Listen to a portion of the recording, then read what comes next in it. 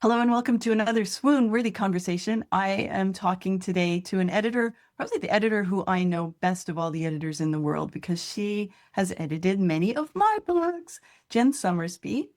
You and I have known each other now for many years. How Many, many? 10 maybe? at least, yeah. Something like that. Anyway, and we know each other IRL, as the kids maybe used to say and probably don't say anymore, but what do I know? I still use it. I, All right.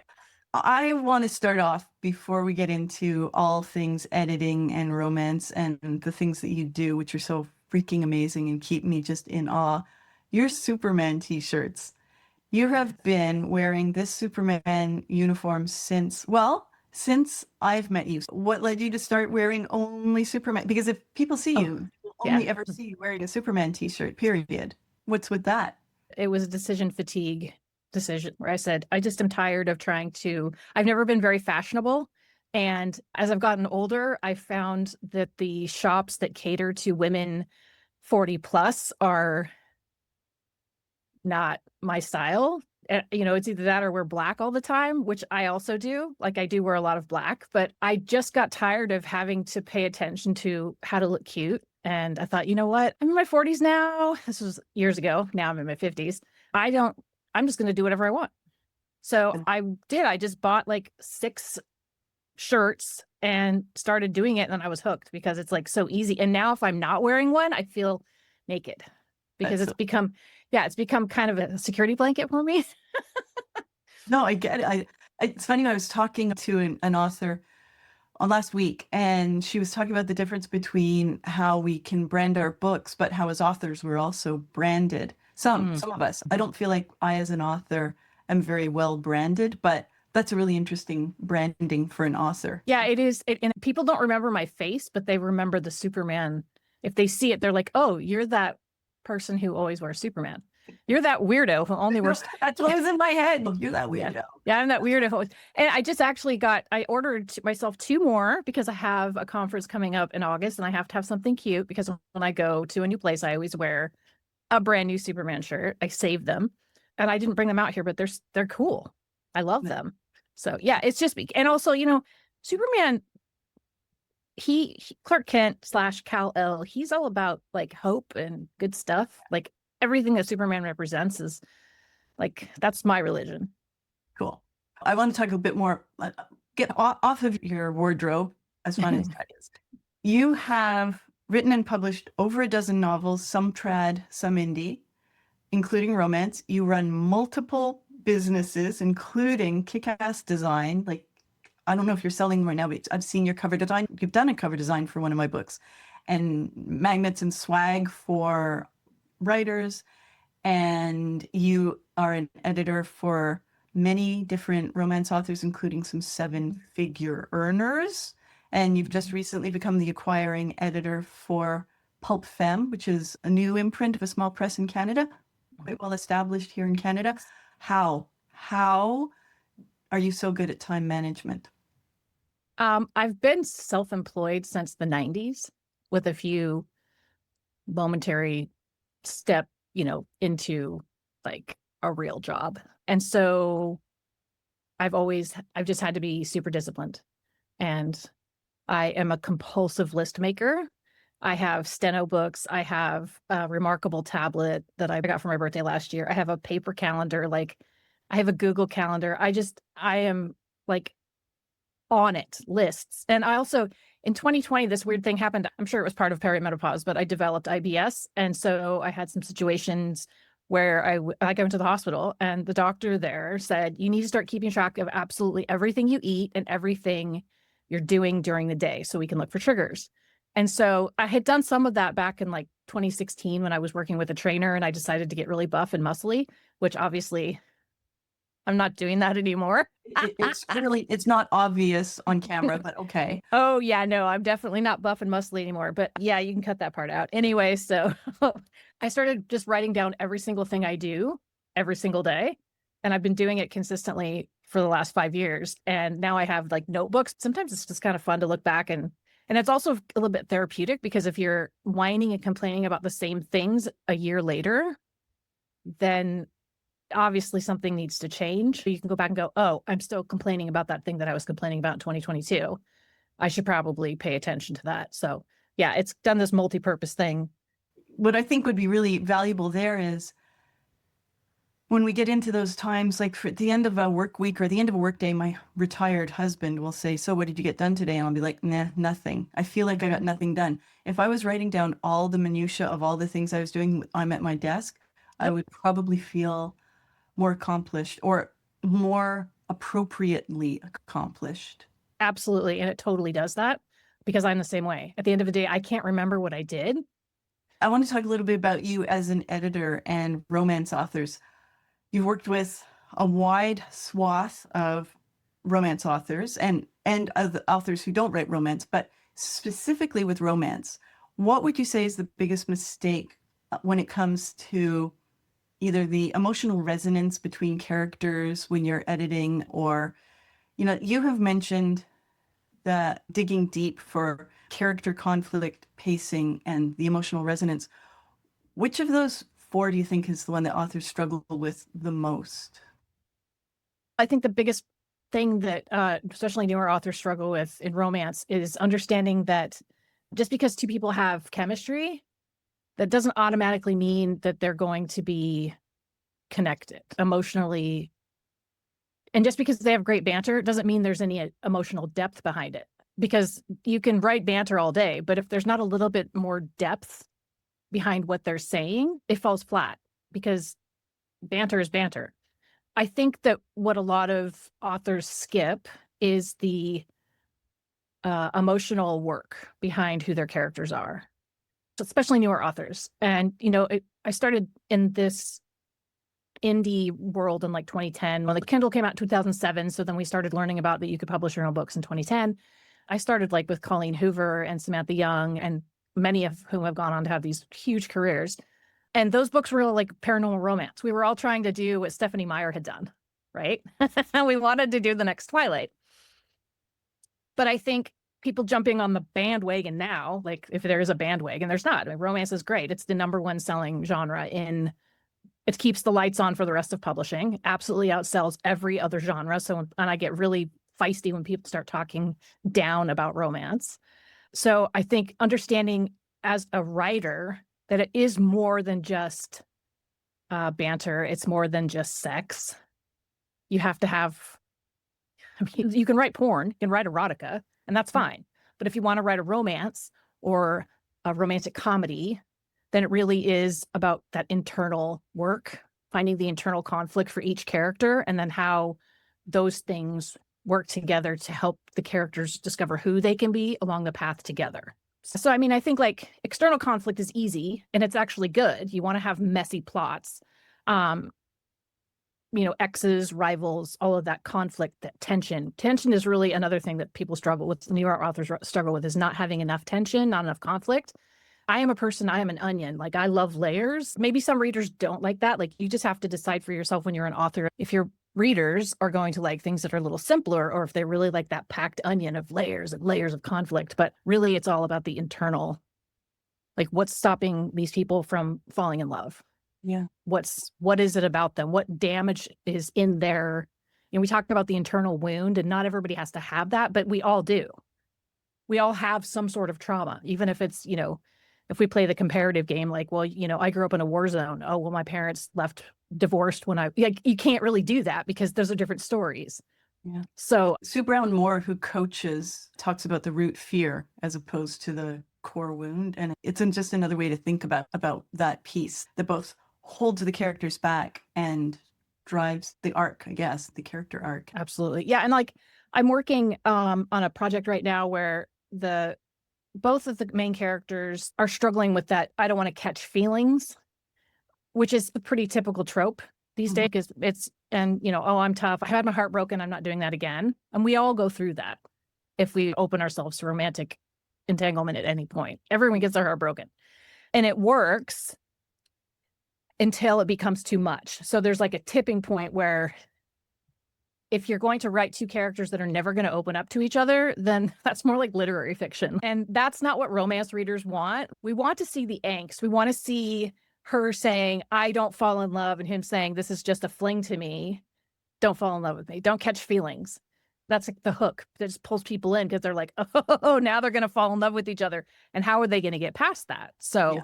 So, yeah, I think that emotional pacing, like insta love, is popular in some, like some people like that. In some stories, you have to have that. And in some worlds, it works. Like if you're doing a fantasy world or something. But yeah, for me, it's usually conflict, fear based. Like those characters don't know who they are. So sticking with this a little bit, what's your process for helping an author when their manuscript has got great characters, but the pacing is off? I always go back to character. We always go back to, the basic goal, motivation, conflict. Like, what do they want? What do they need? I mean, there's really basic questions about at the heart of the character. Um, but I also, when pacing is off, it usually is because an author doesn't understand that every single scene in a book has to serve a purpose. When I first started writing, I would get stuck because I'd be like, okay, well, I'm just going to have them walk into a coffee shop now. And then what are they just going to talk for 2 hours and then leave? Like the scene has to mean something. Yeah. And if it doesn't reveal character or advance the plot or hint at what's to come, then scrap it. You're just wasting space. And that's why so many first-time authors will have books that are 150,000 words or longer. And I'm totally guilty of that because there's just so much excess. And that excess really just drags down the pacing. Because if you're skipping parts, so are your readers. That's interesting. Yeah. I'm glad to hear that you have written books that long. The very first manuscript I wrote was 120,000 words, and I got a developmental editor. And the very first thing she did, she read, I don't know how much she read, but she handed it back to me after a short period of time and said, take 20,000 words out. And I was like, ugh. She didn't tell me which 20,000. She just said, go back, cut 20,000 words. And I did, and I gave it back to her, and she said, great, now cut 20,000 more words. And that was it's like, okay. And, ultimately that manuscript never became a book, but I certainly did learn a lot about storytelling from that experience. Well, I think what writers, there's simple things to do first. You go through and you find all of those glue words that you don't need. You find the justs, the that extra that's, that kind of surface level fix, because I did the same thing. Like it submitted a book to an agent who I really wanted him to be my agent. And he read it in a week and sent back and said, okay, well, make some revisions and send it back to me. But he didn't specifically say what revisions he wanted. He just said, this needs some tightening. So I just went in and adjusted a few things here and there. And I'm like, yeah, this is good enough. And I sent it back and he's like, no, that's not what I meant at all. But this is when I was first starting out. And we all have to go through that. But it's easy to fix like surface level things. You go in and fix the words that just don't need to be there. Like I had an editor once say, be merciless. And I know it's hard work, but you have to look at every sentence. Every sentence matters. Don't waste words. Like those are my favorite authors. When you read their books, everything has a weight to it. It either develops character, advances the plot, or it raises the stakes. Like everything matters. Do you work differently, or how do you adapt your editing style when you're working with, for instance, one of those authors who is making a very good full-time living as a romance author versus someone who's just starting out, or, the B-listers, folks who've got a handful of books, but they're still not in their stride? I approach every client differently. Every writer has a tick. We all have things that we do, and we have words that we repeat that we just love, those echoes, and they just drop in, and idioms and turns of phrase, and they don't realize it because if a manuscript is 100,000 words, you don't remember that you've said it on page 16 and you've also said it on 55. My brain picks up on that now after years, so I can tell an author, you have used this phrase on this page, this page, this page. It's like my little party trick. A newer author typically leads a lot more coaching on really trimming the excess and narrowing and honing the story. Whereas when I work with Samantha Young, I've been working with her since 2010. We've done dozens of books together, and in the beginning, Sam was writing the books that she knew how to write. Compared to today, she's grown so much as an author. And she's worked with a lot of traditional publishers too. So she's got both an indie and a traditional career. dozens of books. Like, I don't even know how she does it, but yeah, it's different. With Sam, it's usually like, okay, I'm just going to go in and tidy up the grammar, do all of that stuff, like copy edit wise. But then also from a bird's eye view, like a developmental view, I'll say, okay, well, this isn't working here. Or, you could add a couple of beats there. And she knows what I'm talking about because she probably has already seen these things before she sent it to me. Like she just has that intuition now after Mhm. like 100 books or whatever. And it really is just about doing it. And if that was one thing I could encourage any writer, you just have to write as often as you can, because the more you do it, it's like any other exercise. The more you do it, the stronger you get. You just have to keep going and pay attention, like to editor's notes. Like you're doing this thing, you're explaining too much, you're info dumping, or you're not giving us enough information about the character in subtle ways. Like learn how to organically weave in details instead of just saying she had brown hair, brown eyes, and she really liked ice cream. I mean, unless the story calls for that, that could be a really compelling opening. If the next line is, and now she's dead and no one knows why. Like, give me some turnaround. Give me some, like, what just happened? I love the notes that I get from you because they are that when you said you can recognize page 1635, 192, when I use the same phrasing. And one of the things I learned from you, well, one of my quirks, ticks, as you say, was using the word back. And it Yeah. just was hilarious when I got a manuscript returned from Back is easy and everyone does it because we use it so often just in speech, but when it's on the page, like I have had situations where there'll be a word that we're just like back or whatever, and or even the word whatever, it shows up like 60 times in a chapter. And you don't mean to because she stepped back and then I put my hand on her back and exactly. and then we walk Yeah. back through some memories. Like it's so easy because it's versatile. But yeah, it's definitely those echoes. I always, when I'm editing too, I always try to think about what it's going to sound like as an audiobook, Yeah. because an audiobook and when it's read aloud, it's different. And I was resistant to that for a long, long time. And then about, I don't know, 8 years ago. So I started using the read aloud function in Word, changed everything. So now all of my manuscripts I do a first pass where I read it and I go through and I tidy up and do all that stuff. And then on the second pass, I listen to it so I can make even deeper changes. And that's really when the story soaks in, because then I'm like, okay, I've heard this once. I know what the structure is. I know what's happening. I know the characters, I know the plot, the ending. So now on the second round, it's like, okay, now I can just soak into it and Mhm. really pay attention to the structure. And if the characters are working chemistry wise, or if there's too much reliance on banter, which I love banter, but sometimes it's like, okay, let's pull back the banter and actually make this scene about something. So There's so many questions I want to ask you, but one, you mentioned that you've been doing this, you've been around since the beginning. So a solid 20 years in yeah, publishing. What would you say has changed? Like, how has the romance genre changed or evolved in the last 20 years? changed. Has it changed? It hasn't. Well, Well, I covers, think, covers have changed. I mean, I think it goes in cycles, right? If you look back to Danielle Steele and Catherine, is it Catherine Woodowis? I never know how to say her name. You look back at those early romance novels that started from like the 60s onward, and then Fabio had his time in the sun with that, those painted pictures of the Mhm. it was. And if your young reader, your young listeners are going to go, who's Fabio? It's like, let's go find your grandma's old romance novels. So studs on covers, some of that, like if from a surface level, the cover stuff has changed just based on, I think, public sentiment, and also Amazon and everybody putting on their little Puritan hats and saying, oh, we can't have that because people are offended. Yeah. We can't show man chest. There's still a ton of man chest out there, but it does come in waves. And then there'll be some drama because somebody's cover was booted and then their account was terminated I because had they some, showed nipples. exactly. I had a cover. This just my very first romance novel, not my first published book, but romance. First in, Cheeky with the Fire Chief. And Right. the fire gear that the cover model is wearing, well, there are two different kinds of turnout gear. We have black turnout gear and we have this tan turnout gear. So he's shirtless and he's wearing tan pants. And that cover, every ad that I ran for that book got rejected by Facebook. Every Yeah. freaking, it was Sky Warren who said, I think it's because the algorithms, the bots, whatever, is seeing him as having a naked bottom. And Yes. There's so no contrast. yeah, You the can't see the contrast difference wasn't high between enough. flesh and pants. Yeah. I had to go back to my cover designer and have her put black pants on him.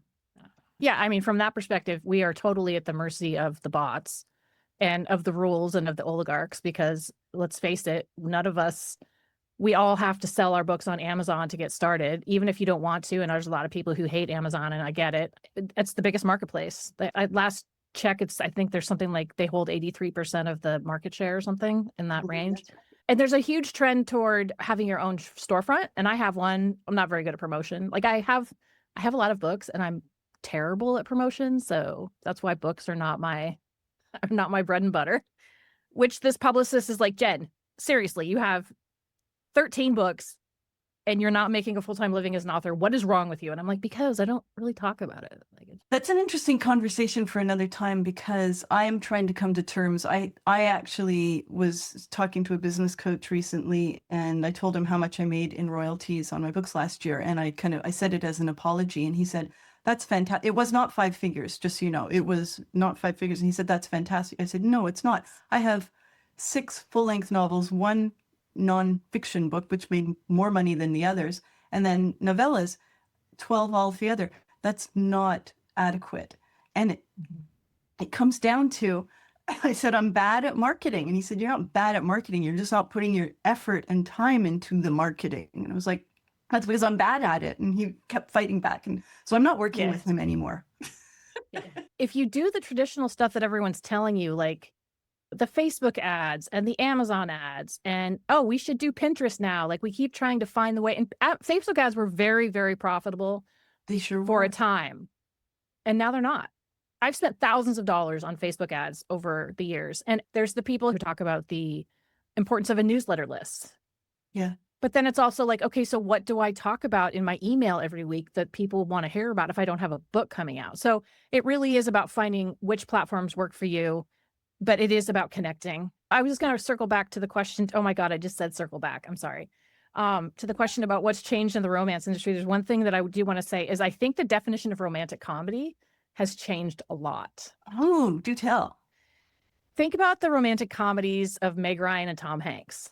It's Nora Ephron. Okay. We think of anything, you know, if you want to consider, like, I don't think Jojo Moyes quite as a romantic comedy, but Marion Keyes, Sophie Kinsella, some of the more foundational rom-com writers, their books are more about the growth of the female main character.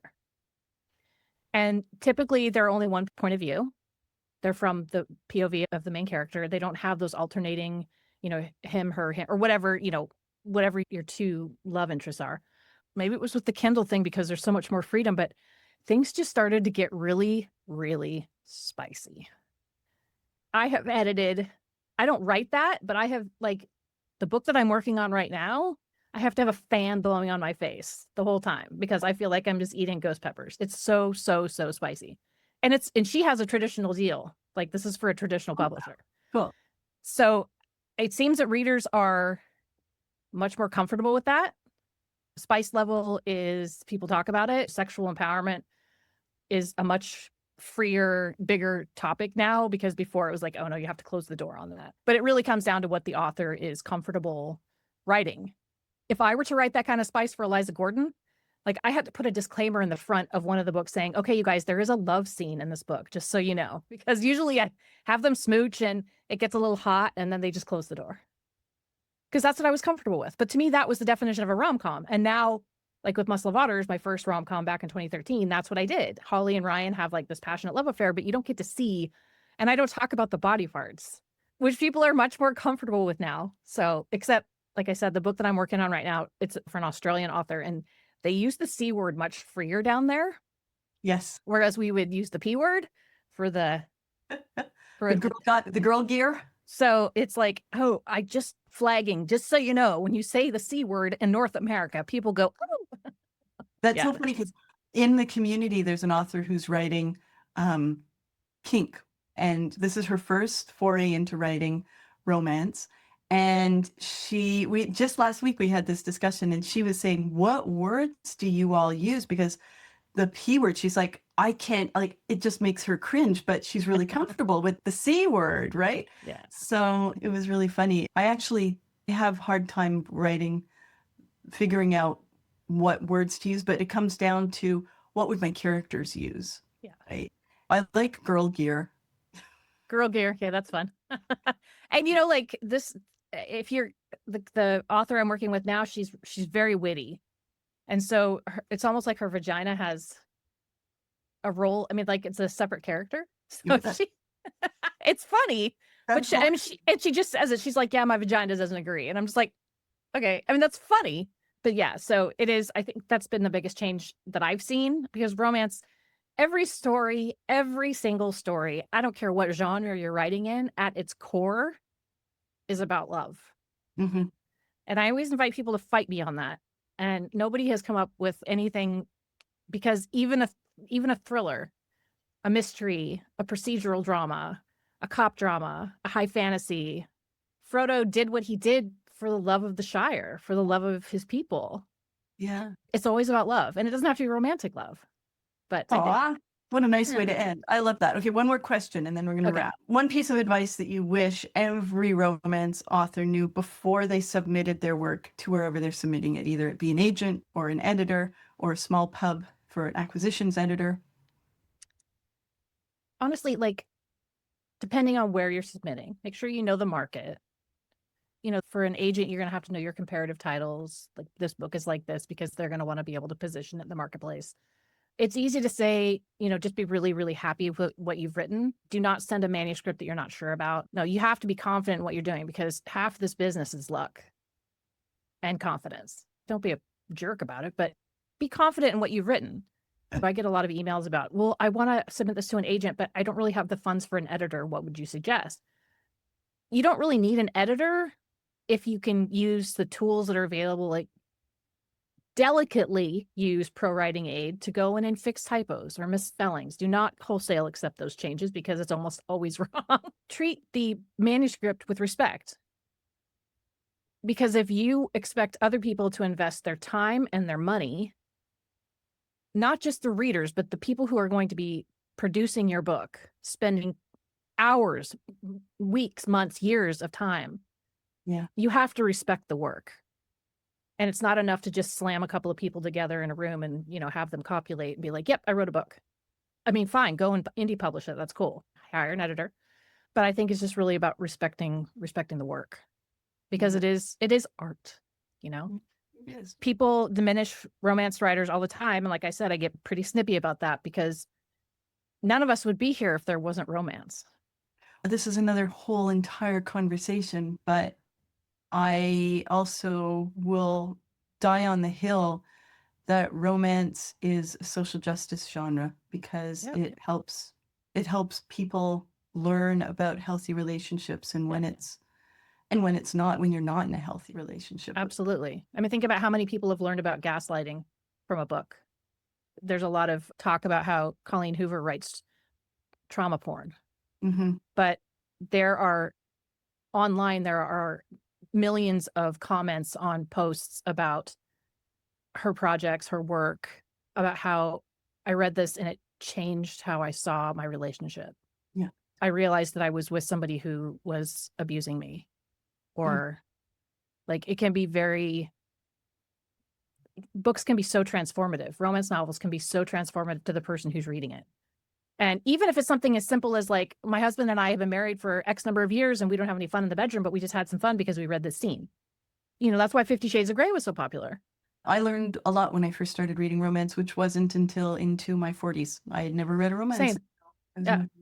And I read Danielle Steele and stuff growing up because those are the books that my mom would have. Like I would just kind of go in and we didn't have any romance in the house. So I never, and in fact, my family was the family that would poo-poo it like big time. Yeah. So it was not until quite late into my life and it was normalizing for me. And, but some of it wasn't too. Some of it was like, every woman drips wet when she sees the guy. Like, how come I don't drip wet?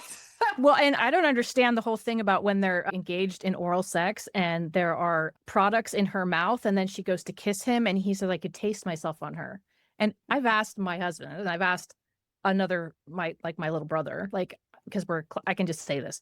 Yes. I can say, is that like a thing? And he's like, no, God, no, I don't want to taste that. So yeah, I mean, there it is. And I guess sometimes too, it can also be like, oh shit, I'm not doing that. Maybe I'm just super prude, but I have no interest in anyone doing anything with my rectum. Please leave my anus alone. So, but there are lots of people in the romance world who love that. So, okay, cool. Honestly, we could carry on because I could just go down that whole new path, but I will not because I want to respect people's time. Jen, I love talking to you. I love you. Yeah, How can people find you if they're looking for your type of weird? Definitely my type of weird. I'm kind of all over the place. You can find me at Plumfield Editing. Plumfield, as in the estate that Jo March inherits from her aunt. Little Women was the book that got me started when I was 6 years old. So it's my homage to that. sgabooks.com. Lots of resources for people who who are investigating their options between indie and traditional publishing. There's so much on that site. I'm not doing cover design right now because I'm not very good at it. I'm still learning. Jen's got a very high bar because I think the cover that you made for my book is fantastic. Well, thank you. Graphic design is kind of my hobby. That's the thing that I do because I can't draw at all. And I'm married to an artist, but I love graphic design, like nerd out totally. So Plumfield Editing, SGA Books, jennifersummersby.com. If you want swag, if you want magnets or custom totes or book sleeves or bookmarks or any of that stuff, you can check out bardandbloom.com. So like I said, I'm kind of everywhere. And also just a really quick plug for Pulp Literature, which is a literary magazine out of Vancouver. I have taken over their novel branch, so we will be open to submissions for Pulp Femme, which is women's fiction, romance, any genre, commercial genre fiction focused on women's stories. Well, I've taken all your time. What are you going to write down that you did down? I will write it down. I completed my interview with Danica. That's a worthy conversation. Yay! All right. I know. I'm proud of myself. I did it. Okay. You did it. All right. Thank you so much. No, thank you. And I will see you around. Okay. Bye. Bye, darling.